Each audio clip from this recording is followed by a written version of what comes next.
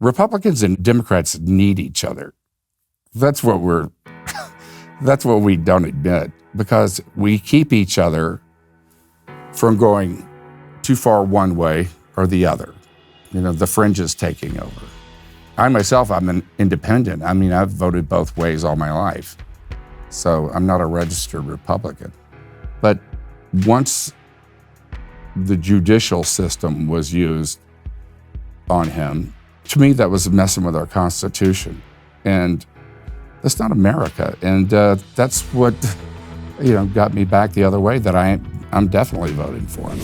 This week on the Sunday Special, Dennis Quaid joins us ahead of the premiere of the upcoming biopic, Reagan, coming to theaters nationwide Friday, August 30th. Quaid is quite the Renaissance man. He's a two-time Golden Globe-nominated actor, musician, self-proclaimed golf addict, and licensed pilot. After over 40 years in Hollywood, Quaid recently moved to Nashville, where he founded his own production company, Bonnydale Films. Quaid is known for his roles in Breaking Away, The Right Stuff, Big Easy, and The Parent Trap, but his career has spanned nearly every genre of film, from dramas to thrillers, rom-coms, and action roles. In today's episode, Quaid discusses how he prepared to portray Ronald Reagan, including his visit to the Reagan Ranch, and his observations about Reagan's psyche. Quaid also reflects on the parallels between our current political moment and President Reagan's era, offers a few predictions about the future of Hollywood, and shares a few of his favorite all-time films. You don't want to miss Dennis Quaid in Reagan, coming out in theaters nationwide August 30th. From Hollywood to the Oval Office, Quaid brings one of our country's greatest presidents back to life on the silver screen. Welcome back to another episode of the Sunday Special.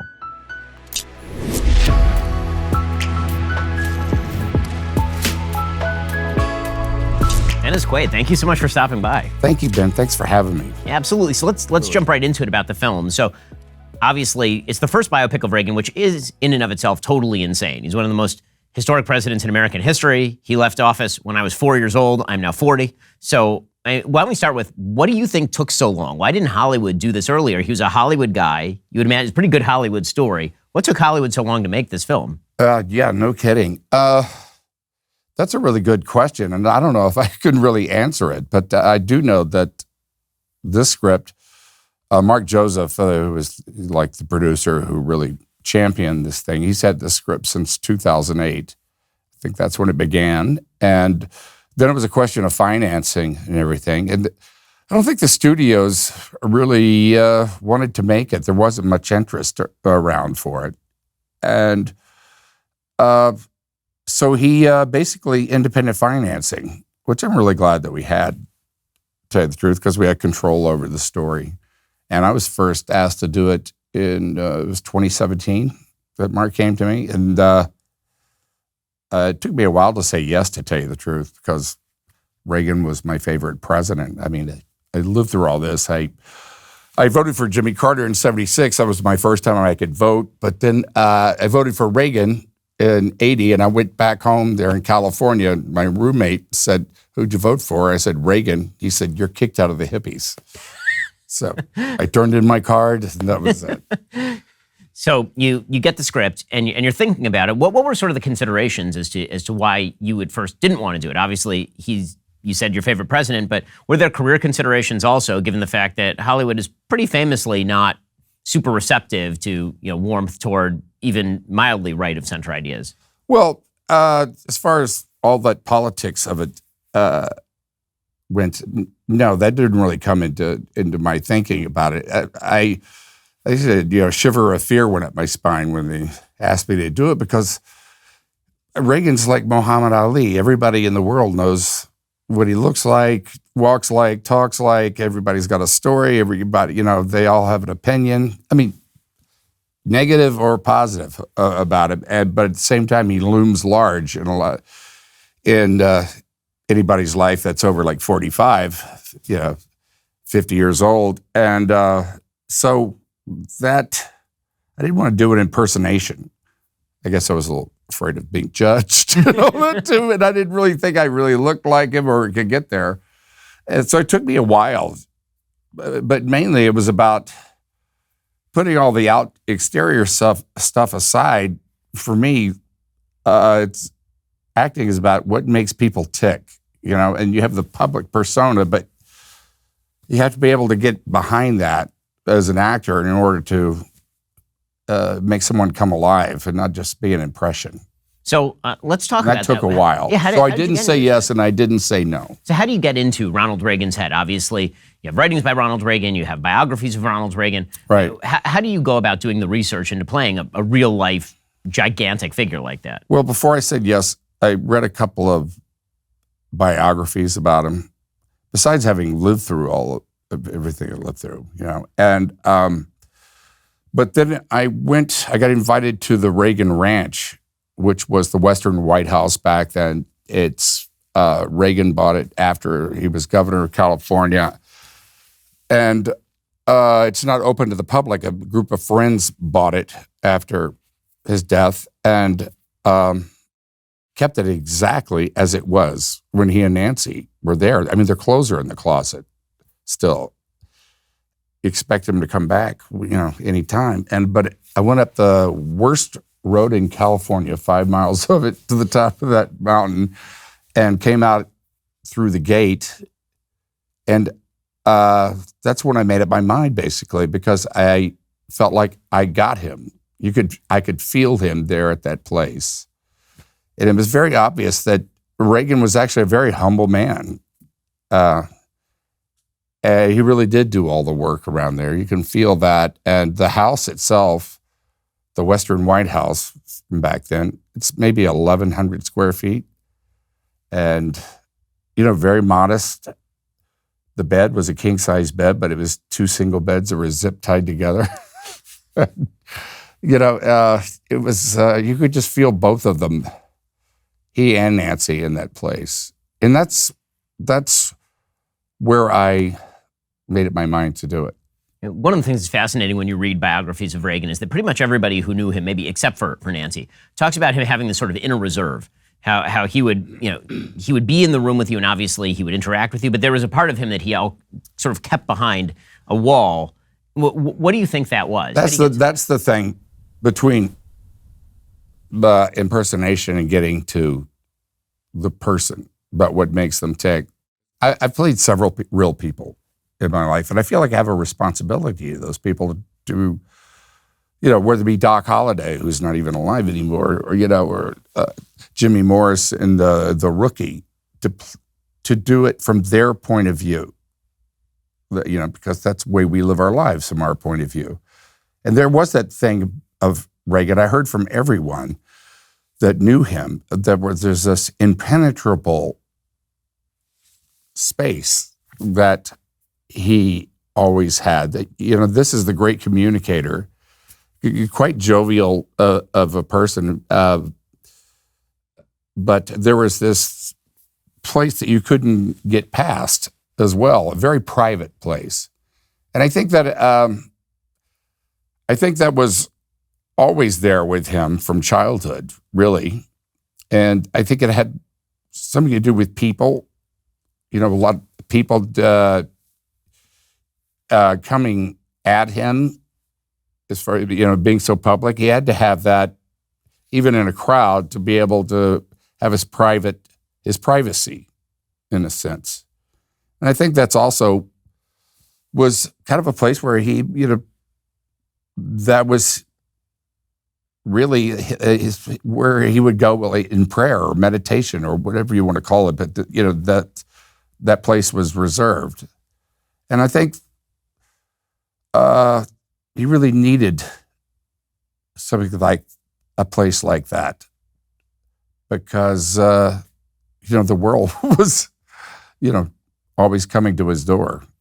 And that goes all the way back to his childhood. I mean, obviously, he had an incredibly rough childhood. His father was not around when he wasn't good. He grew up not wealthy at all. He's a true American legend in terms of his success story and in terms of the trajectory. But you carry that with you, I would imagine. That sort of damage you carry with you your whole life. Right. I mean, having an alcoholic father like that, and that you're having to take care of. He dragged him. He was passed out on the porch a couple of times, had to drag him inside. And, I just, that kind of puts a protective coat on you, I think, as a child, because you feel, in a way, responsible for, the parents, in a sense. And his mother certainly had a big effect on him. His mother, like my mom, really, was the rock in his life. And so in some ways I could really relate with Reagan, because my dad was an alcoholic. There's certain degrees of it that are around, but he was an alcoholic, and my mom was kind of that rock for me as well. So, as you say, you don't want to do an impersonation, but you're saying some of the most iconic lines in the history of American politics and American life. So, how do you do that balance? How do you be Reagan without being a Saturday Night Live performer who's just doing a weak version of the Reagan act, kind of? Right. Yeah, that was the fear, that Saturday night version, because it comes up. But that like I said, that had to get down to playing the emotions of the scenes and what they were, and really getting down to the person. That's the person that has like insecurities, like all of us have, varying degrees of self-esteem, and like the way to find a way into that. Like, I'm an actor myself, and Reagan as an actor, I don't think he ever got to the place that he wanted to be as an actor. I think he kind of felt not a failure, but he just never really got there. Whether it was because Jack Warner never gave him the parts, but John Wayne really had his slot. So he was kind of relegated to B movies, and he was also married to Jane Wyman when his career was really going down at the end. Hers was skyrocketing. She won an Academy Award, and, say what you want, but I think that kind of does something to your own sense of self-esteem or whatever. I related it in my life. I was married to Meg Ryan, and, my career was kind of going like that, and hers was, going like that. And you want to say, well, I'm above all that and stuff, but you're a human being, you question yourself. And, but also out of that, his career going down, he became vice president and then president of the Screen Actors Guild, which is a job you don't really aspire to when you're starting out as an actor, But it's amazing how God works. I think that's where Reagan found his purpose. And, he becomes president of the Screen Actors Guild. He's fighting the communists from within while protecting the actors who may be ideologically diverse inside the Screen Actors Guild, which is not an easy balance. No, it's not. In fact, a little tidbit, we have great health insurance actors, the Screen Actors Guild. I mean, like the best. It was Reagan who got us that, fought for it for 9 years, and he got it. And he did fight communists, and, but it was kind of like people took that as a wives' tale or something, communists infiltrating, the unions and everything. But, when the Soviet Union fell, all those papers came flooding out. Lo and behold, they actually were trying to take over the unions in Hollywood. And Reagan takes charge of that. And then, of course, he runs for governor of California. But before he does that, he goes on this GE tour where he's going all over the United States, and he's talking about politics frequently, like every week, doing these speeches, really getting himself familiar with the material. I think one of the great rips that his critics have is they pretend that he was an idiot, or that he was uneducated, or he didn't know anything about politics, that he was a dilettante. He read widely and broadly. He educated himself. He really did. He really did. The GE that's a great point, because this is not something he had to do, but he took it upon himself to go around to every factory, every GE factory, and go out on the floor and talk to all the workers, on their lunch breaks, or coming or leaving at the end of the day, and talk to them. And that was the beginnings of his political base, was right there. And he also got out into the country and really found out what was on their minds, what were the issues, in their lives. And that, I think, just about more than anything else, had a lot to do with him becoming president. I know my dad was one of those people, in fact. My dad was an electrician. And I remember we're going to Galveston. This is like 1964. And the speech was on the radio. It was during an election year. He was out for Goldwater, I think. And it's a very famous speech. My dad was pounding the dashboard and go Ronnie and stuff like that. And that was my first inklings of him as a political figure. Before, he was just a guy on TV who sold Boraxo soap. What's fascinating about Reagan is that he really is a combination of all of these different, really diverse factors. So he's somebody who spends time in Hollywood, which of course is a very left-wing place politically. So he knows how to talk to people on that side. And he was a Democrat back then, by the way. Yeah. He was. And then he shifts to the right, but still knows how to speak that language. He's somebody who becomes very hard on communism, but at the same time is almost innocent about the nature of human beings and how human beings can operate. And there, very famously during his presidency, he wrote probably his worst speech actually during his presidency. There's part where he writes about how maybe one day a child from the Soviet Union and a child from America, they'll get together and they'll play in the park. And it's this very sort of innocent take. Mm-hmm. And a lot of his foreign policy team was like, this is, you shouldn't be saying. Oh, that was the couple who met, the very nice couple who happened to be Soviets, and we got together. And it was, exactly. And it's a very nice take, but he's this very strange combination of somebody who's incredibly hard-nosed in the use of American power and the threat of use of American power. I mean, he builds up the military. He walks away at Reykjavik. He says no to the Soviets, but at the same time, he holds out the prospect that nobody had ever said no to the Soviets. Right. Yeah. And so that's what makes him such a sort of mystery and a fascinating character, is all these internal contradictions. Right.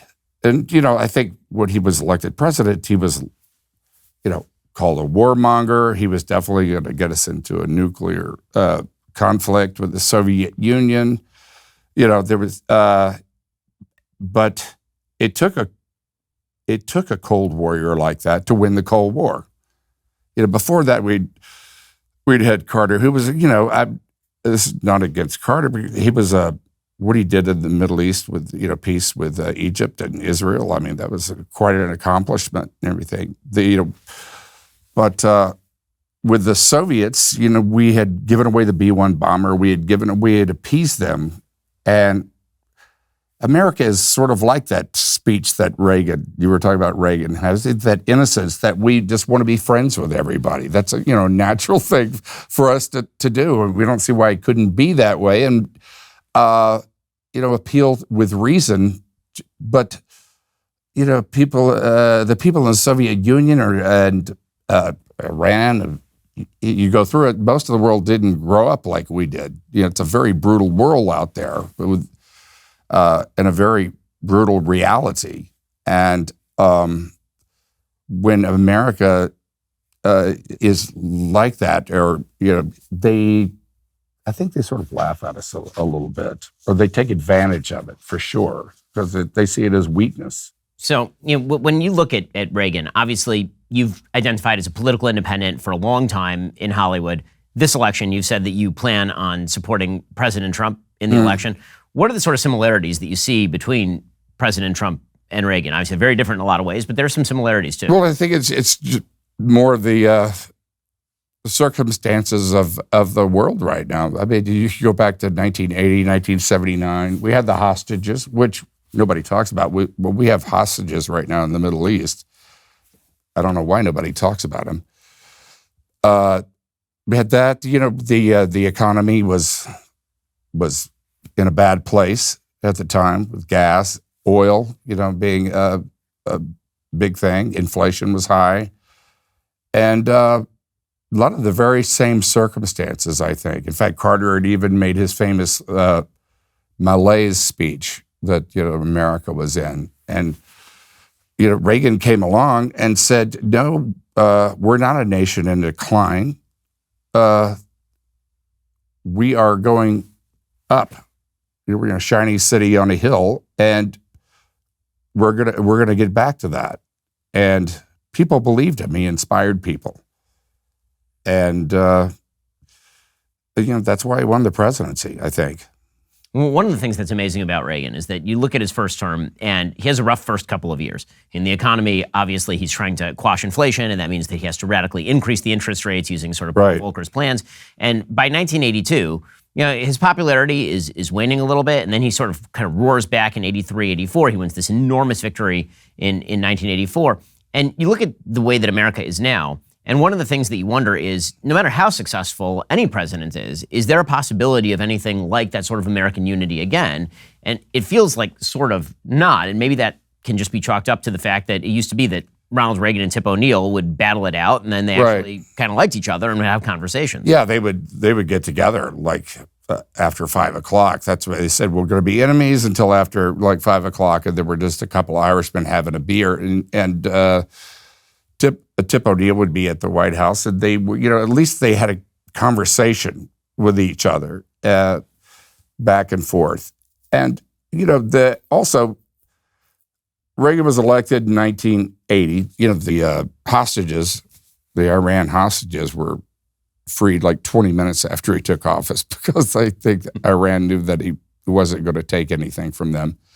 But it was also, especially in the economy, interest rates were 20% at one time. I remember that because I was trying to buy a house. And I think he really won on, are you better off than you were 4 years ago? And that question is very similar to what it is now, and it took a couple of years for, I think, changes to happen. You see progress in something. It's not going to change overnight, as far as inflation and the economic policy that was put into effect, and. Then I think he had an extended honeymoon period because of the assassination attempt, which we've just had as well. And but once things got going, I think you saw a lot of like activists from the '60s who had grown up and were now on Wall Street. They. I guess the Reagan Democrats, you could call them, things started to change. We'll get to more on this in a moment. First, here at the Daily Wire, we've hired a lot of highly skilled people to be part of this growing creative powerhouse. We're talking editors, attorneys, engineers, you name it, like intern Sarah. Sarah started with us this summer. She's awesome. She's been doing all sorts of research. She's been helping with all the areas of the production. She's been doing tons of stuff around the office. Thanks to Sarah, we can make shows like this one, and we can continue to create thousands of leftist heroes every day. Well, that's enough feelings for one day, but the facts remain. If you're looking for amazing hires like intern Sarah and our entire Daily Wire team, you need to go to ZipRecruiter, where its smart technology excels at finding top talent for all your roles fast. ZipRecruiter makes hiring faster and easier. 4 out of 5 employers who post on ZipRecruiter get a quality candidate within day one. Today, you can try it for free at this exclusive web address, ZipRecruiter.com/dailywire. Once again, that's ZipRecruiter.com/dailywire. If you're trying to save time and trying to hire the best, ZipRecruiter is the best way to do it. That's why I've been using ZipRecruiter ourselves for years here at our growing and thriving company over at Daily Wire. You should check it out for free yourself at ZipRecruiter.com/dailywire. That's ZipRecruiter.com/dailywire. Have you felt a lot of blowback from sort of your social circle? I know that you don't live in Hollywood anymore, but coming out and saying that you're planning on voting for President Trump is not necessarily the most popular sentiment in Hollywood, for sure. Well, I have my friends, and our relationship is quite solid with that. And I don't know, there's got to be a conversation, it's just, a lot of actors have been told to shut up in Hollywood. Just don't say anything because, it's going to affect you getting a job or this. And why is it okay for, say Michael Douglas to go on, talk shows and talk about Biden and yet you can't be for Trump. That's not a way America works. We've got to have a conversation about this. It used to be, even back in Reagan's day, you would have liberal Republicans, you had conservative Democrats. So the lines weren't so blurred as today. It's just black and white. And we've got to get, more than anything, we've got to get back to being able to interact with each other. Republicans and Democrats need each other. That's what we don't admit, because we keep each other from going too far one way or the other. The fringes taking over. I myself, I'm an independent. I mean, I've voted both ways all my life. So I'm not a registered Republican. But what I saw with with I wasn't going to vote for Trump either because I thought, things needed to really settle down in this country. And there were a lot of other candidates that I thought would be good. But once the judicial system was used on him, to me, that was messing with our Constitution. And that's not America. And that's what, got me back the other way, that I'm definitely voting for him because, I believe in America and I believe in the Constitution. So one of the things that you mentioned very early on here is that this film was independently funded, that it didn't come through the Hollywood studio system.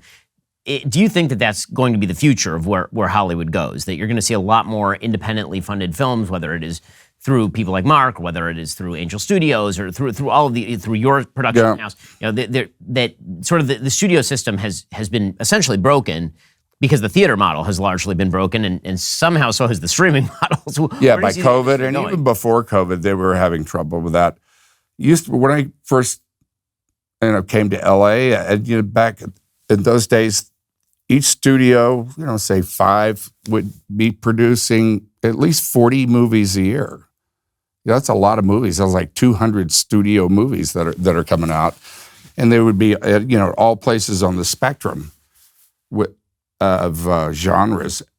And today, I think there might be 8, maybe, and those have all got to be big tent poles because the only way to make money for them is to spend $200 million.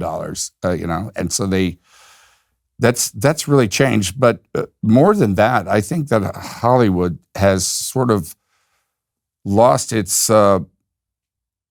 relevancy with an audience to a certain extent. They very similar to what was going on in the late 60s, that they kind of lost track of their audience and who they were. And it took like a film like Bonnie and Clyde, that French New Wave thing that set off a whole new thing in the 70s, to a new golden age. But it was a different kind of filmmaking that hit the audience and actually hit a nerve to what was going on underneath the surface in the country. You started having like anti-heroes and the rebel hero come back and all that. And we're in a very similar place now, that I think Hollywood has lost contact with its audience. But now that void can be filled from anywhere, because you could make you could finance a movie from different places, and there's different centers going on now. What Taylor Sheridan is doing in Texas, and what's going on in Georgia. There's a whole. If I was a young actor today, I wouldn't go to LA. I would go to Atlanta because they're casting the smaller roles there. They're not going to fly people, from LA. And that's where I'd start. But that's the start of an industry there, because people are going to wind up living there and moving there, and they're doing quite well. On a sort of narrative level, it's sort of fascinating, just the history of Hollywood, how it went from heroes to anti-heroes in the 70s, and then it was kind of stuck in anti-hero land until now. I mean, you have superheroes, but those are the only kind of heroes that you can depict on screen. That's one of the things that makes Reagan different, is that Reagan's an actual heroic figure that you put on screen. And that feels almost like a throwback, just because you have a biopic where the person isn't being treated like crap, where the person isn't being treated as some sort of evil person under the rise, the boop. Right, exactly. Or it's J. Edgar Hoover, and secretly it's about how he cross-dresses, and the real sultry stuff is the stuff. It's a different sort of throwback feel to biopics of, say, the 30s, 40s, and 50s, where you're very much so. A good person. It reflects Reagan. It reflects the eras in which he lived and thrived. And well, for instance, the love story of he and Nancy is very central to the movie. Reagan probably wouldn't have been president if it wasn't for Nancy. It was just the strength of their relationship was, which is very rare. So there are a lot of amazing scenes in the film. Which one of them was sort of your favorite when you think of the most interesting and fun to film? Which one comes to mind? Oh, well, the debate between he and Mondale, which I thought it was a piece of theater to begin with. He and Mondale already had the first debate where Reagan had been, kind of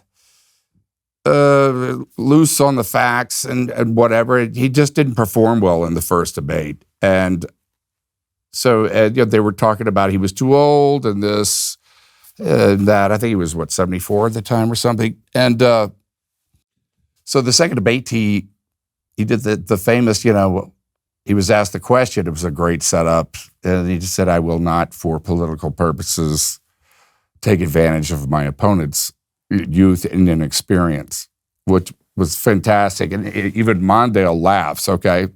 He knows he's lost the election with that. But Reagan did something even better, is that he said that, and then I call it the Jack Benny. He reached over and took his water and took a sip of it just to let it breathe. You let it breathe. And it was beautiful. So, let's talk about sort of your journey, both in terms of life and in terms of acting, because, on a personal level, I first saw you in film with Breaking Away. So I grew up on what would now be considered older movies. My parents and I would go over to Eddie Brand's Saturday Matinee, which was like the big kind of video rental place in North Hollywood, and we picked up all these movies. So you saw it in VHS, of course, or Beta? No, VHS. I'm not of the Beta generation, but yes, the VHS, and wore out the tape on Breaking Away. So how did you actually break into the industry? What got you interested in acting in the first place? Well, my dad was a frustrated actor, among other things, and my brother got it into it first, and he did the last detail. We were both. I was in high school drama and stuff like that. And he did the last detail, and it kind of made me, oh, wow, you can actually do that. You could actually go there and get a job doing that. And I really fell in love with acting in college. There was a particular teacher that was also my brother's teacher, Cecil Pickett was his name, and he taught. The great thing about him is it was exactly what I said. It was about what makes people tick, and what's on the outside, the way they walk, the way they talk, mannerisms. What causes that? What's the psychological reason that they do that leads you to the inside of somebody? And so I went out there when I was 20, 21 almost, and sent my picture around to every agent and got rejected. So I just started calling up casting directors. There'd be this thing in the back of the Hollywood Reporter, films in the future, and it would list the producer and the director and stuff and the casting director. So I would just started calling them up, and I got turned down like 8 of 10 times, but 2 of them would see me. Then went in to see them, and then I'd stare at my shoes for the first couple of interviews until I got used to talking. And then one of them got me an agent, and then I got a job a couple of months after that. But Breaking Away was really the first movie that it made things a lot easier for me, and that really, I think, connected with audiences. I really love that movie. It was such a great experience to do it. Peter Yates is written by a first-generation Czech, directed by an Englishman, and I think that's what gave the movie its charm, because it was, they saw America better than we did, I think, in that middle part of America, and it really had a charm to it, and it still holds up. I saw it about 4 months ago. It really it's great. Still holds up. The script is terrific. You're great in it. Yeah. Everybody's great. Yeah. I mean, really, all the way top to bottom. And it is such a pro-America film. It really is a pro-America It really is. film. Peter Yates, who directed it, he directed Bullet. Right. And he taught all 4 of us guys film acting. He was very fatherly and mentorish with us. And I mean, all throughout. And I remember the night of the opening, of it. It was kind of like the first film of the 80s too, I think, in a way of, youth. Going to the theater, and there was a line around the block. And, audiences smell movies, or they used to, because that was back in the day. They didn't have any social media, just be an advertisement in the newspaper. There was, no television ads or anything like that. I don't know how that happened, but it was kind of magic the way it used to happen. How an audience could smell a good movie. We'll get to more on that in a moment. First, my days are incredibly full. Got the show, being a dad, various other responsibilities. I can't keep up with my day if I don't actually sleep at night, which is why I appreciate my Helix mattress. Helix harnesses years of mattress expertise to offer a truly elevated sleep experience. The Helix Elite Collection includes 6 different mattress models, each tailored for specific sleep positions and firmness preferences. If you're nervous about buying a mattress online, you really don't have to be. Helix has a sleep quiz. It matches your body type and sleep preferences to the perfect mattress, because why would you buy a mattress made for somebody else? I took that Helix quiz. I was matched with a firm but breathable mattress. I love it. My wife loves it. We're big Helix fans at the Shapiro household. Helix has a 10-year warranty. You can try it out for 100 nights, risk-free. They'll even pick it up for you if you don't love it. Not sure that's ever happened. Helix's financing options and flexible payment plans make it so a great night's sleep is never far away. For a limited time, Helix is offering up to 25% off all mattress orders plus 2 free pillows for our listeners. Just head on over to helixsleep.com/Ben. That's helixsleep.com/Ben. This is their best offer yet. It will not last long with Helix. Better sleep starts right now. So, you started off doing acting in college, and you mentioned there the difference between stage acting and film acting. I have, unfortunately, for the audience, cameoed in a couple of movies that we've made, and I'm a terrible actor. Oh, really? Absolutely. I've got to see this. You should not. For your own sake and for mine, please do not. I mean, you can watch the movies, but you should fast forward the scenes that I am in. And the question that I have after my vast and extensive acting experience, which of course is similar to your own, how do you bring it every take? I mean, like that's a hard thing to do. And how do you maintain a character, across an entire span, like in Reagan, you're spanning decades. How do you extend that, especially because, for those who have never had the experience of being in a film or watching a film get made, it's all filmed out of sequence. It's not as though you're filming it chronologically through time. How do you maintain a character through that when you have to be at point C in a character development in this scene, and then the next day you have to be at point A in that same character's development? Or in the afternoon. Well, right. I mean, for one thing, you have the luxury of take 2, which we don't have here. Or do we? And, but it's, I don't know, it's something, first time the camera came in on me, I remember in the first film, it was just quite intimidating. But it's about just really learning to just be in the scene. I do all the research I can and character development. With Reagan, I had wound up having a couple of years, really, before we even started filming, which was great. But the voice, in the early part of his life, like you see him in Hollywood at the House of Un-American Activities, his voice is way up there, and it's very, very, talks a lot faster, and it's, I believe our system can take it, so that's a long way from, getting to the later years where he speaks a little slower, but a little wiser. So it's just all those nuances and, little things like he had a crooked smile, which had something to do with maybe, nerve damage from childhood or whatever, or, the psychology to it. And he kind of either knowingly, it may have been unknowingly, because they taught you how to walk in Hollywood. When you became an actor in the studio system, then you had to have a certain walk. And his was very similar to John Wayne in a way.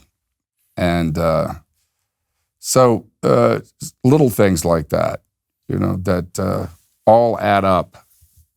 And then you just have to, in the end, just trust it and just go dive in. So, in terms of acting methodologies, obviously, we talked about method acting. My favorite sort of method acting story is the old story about from Marathon Man, where Olivier is with Hoffman, and Hoffman is acting like his character for the entire time. Won't come out of character. He just is living in the character. Yeah. And then Olivier looks at him and said, "It's called acting, young man." Yeah. So what? Too much work.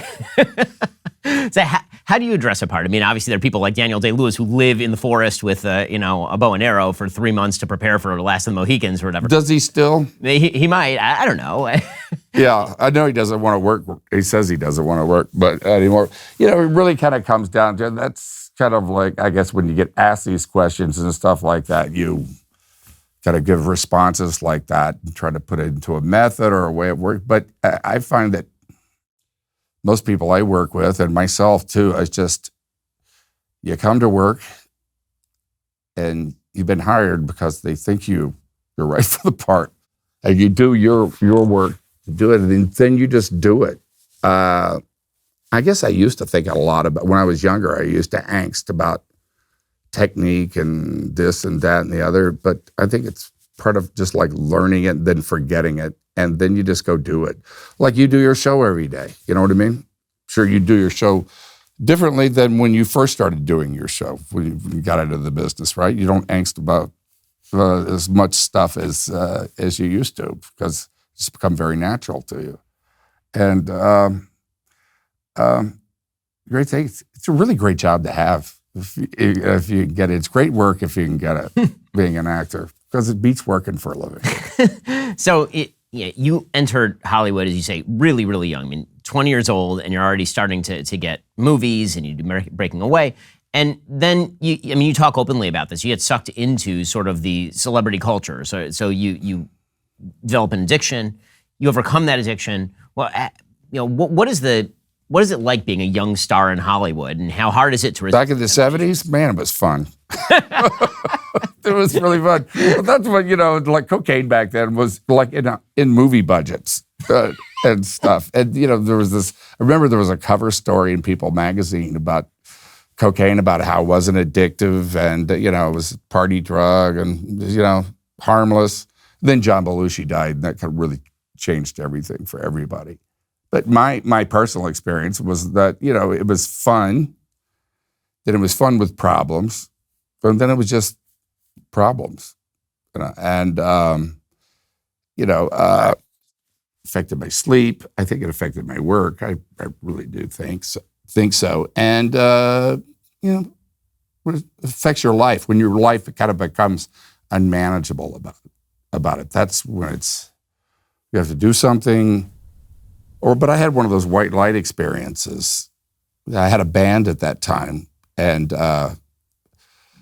we were the Eclectics. The night we got our record deal at the Palace Theater over on Vine Street, we got a record deal performing that night, and we broke up in the dressing room right after because of me. Because I was a little out of control. I think I just wasn't reliable, and I had a white light experience, and I put myself in rehab the next day, and I was lucky I got it the first time. Although it was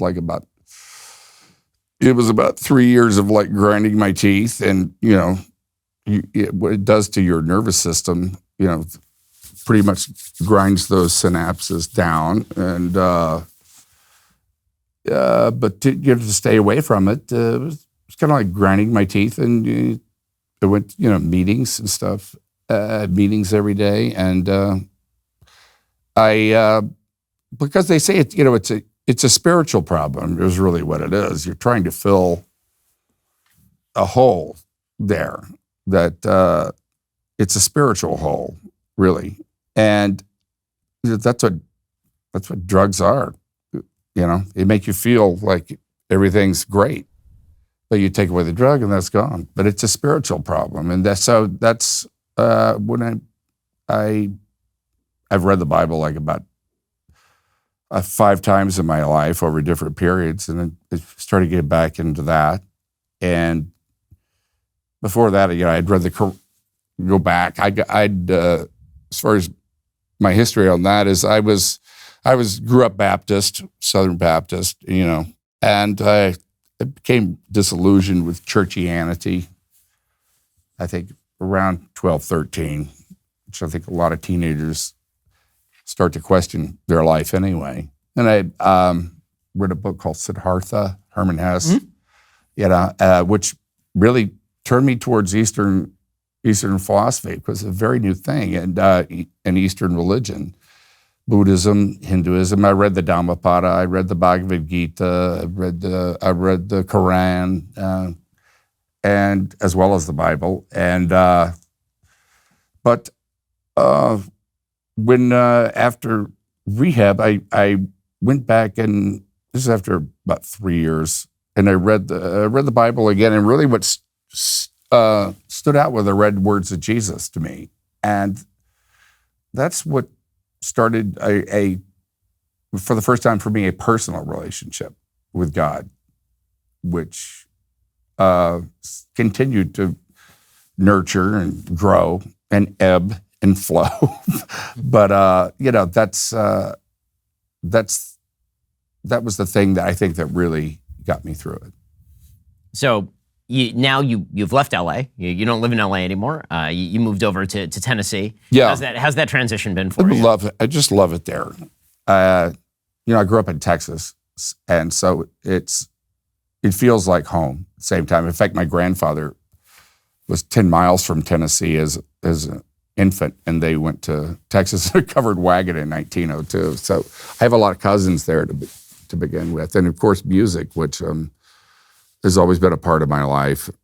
I have great friends there, and I just love the way of life. I didn't even know about the music. So you're a guitarist, or what? I play guitar. I've always played guitar and piano. I mean, I did Great Balls of Fire, Jerry Lee Lewis. That's another great thing about being an actor is you get to go into all these doors that say authorized personnel only.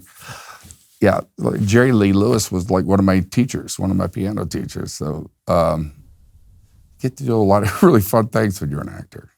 So what are your favorite, I mean, you have a huge IMDb, obviously. What are the favorite films that you've been in? For me,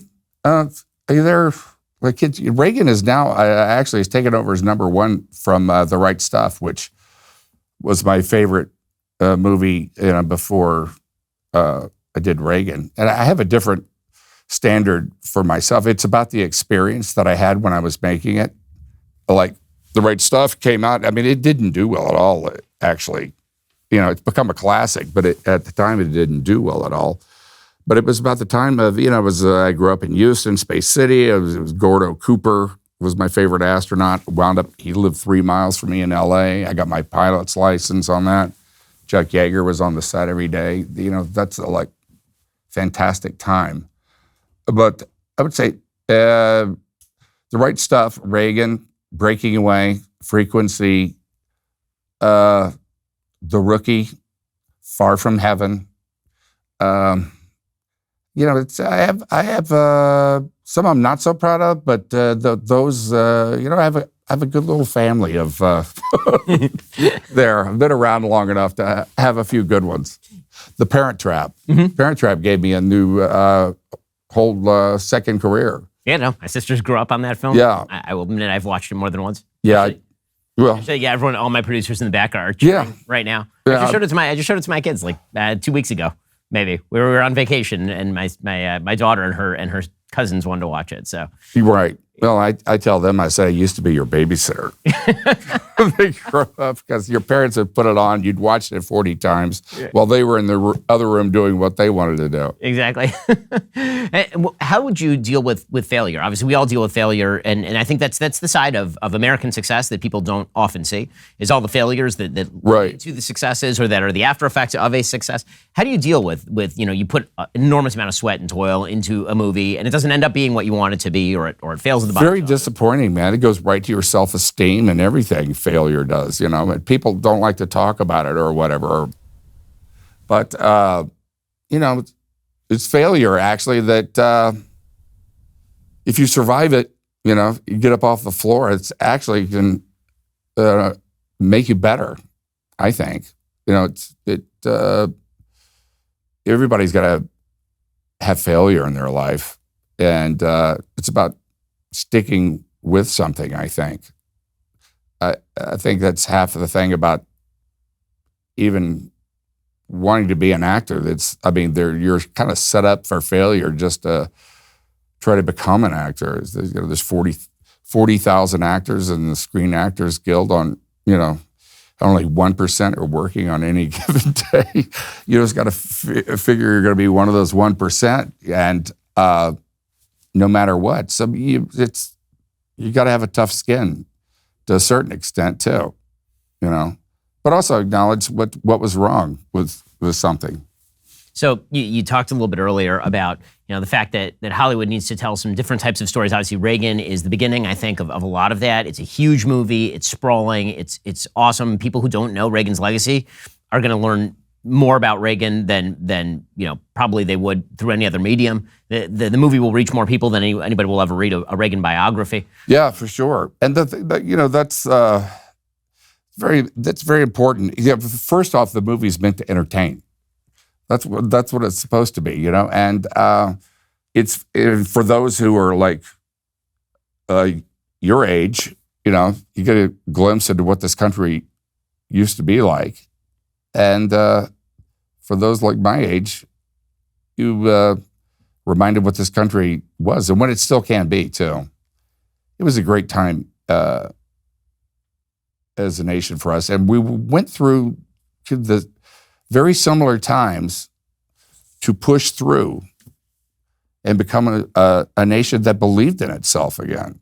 That's what I would like to see, is for the American people who have great faith in, we start believing in ourselves again and in each other. So, what are some of the trunk projects that you've always thought would make great movies? Things that you wish somebody had made, but they've never made before. Because I know that anybody who even watches a lot of movies, they've thought, man, I wish they'd make a movie about X, Y, or Z. All right. Well, I have one right now on that I would really want to do about the Lakota Sioux, Crazy Horse. That story has never been told from the native point of view. And I have a book now that is the oral history of Crazy Horse's family as told to this writer. And as the history goes back to the mid-1700s, there were 3 Crazy Horses. The first one was actually there when Lewis and Clark came through. The second, who was the father of Crazy Horse, and the intertribal wars and stuff, and then Crazy Horse, and then his great nephew was killed in World War I, and the family is there today, and it's a very interesting story told from their point of view. Okay, final question for you. I got to find out, what are your top 5 movies? Not the ones that you're in necessarily. It can be, but it doesn't have to. Right. You have to go to a desert island. You bring 5 movies. What? Well, Lawrence of Arabia. It's a masterpiece. Godfather 1 and 2. That's one movie. Yes. Okay. That's. I cheat the same way when asked this question. Yeah. You have to. Man, you get me started on Scorsese. The Wizard of Oz is a beautiful film, what it means. And I really love that movie Lion. Yeah, it was small, but it really was huge in my mind. And The Notebook. Because it took me a long time to watch that movie, but it gets me every time. I can't believe it. Well, the movie is wonderful. You're wonderful in it. And thank you so much for taking the time to stop by. I really appreciate it. Thank you, Ben. I really had a good time, man. Thank you. That's awesome.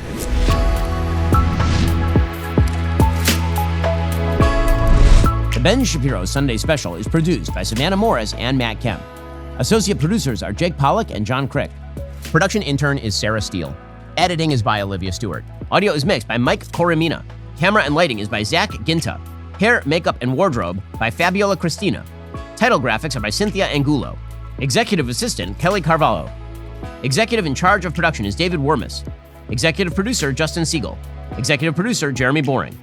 The Ben Shapiro Show Sunday Special is a Daily Wire production. Copyright Daily Wire 2024.